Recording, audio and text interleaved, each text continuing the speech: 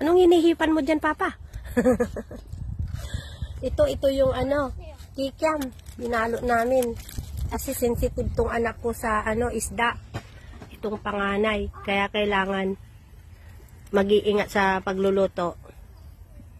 Yung panganay lang, ay yung bunso ang kumakain ng isda. Pero yung panganay, hindi kumakain ng isda. Gulay lang siya. Saka kunting karne, pwede na.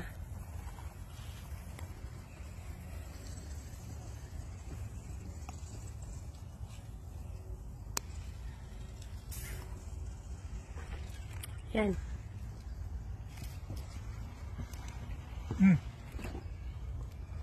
Emi, kainin mo yung tinapay na sunog. Ikaw, Kurt, gusto mo yung sunog na bread?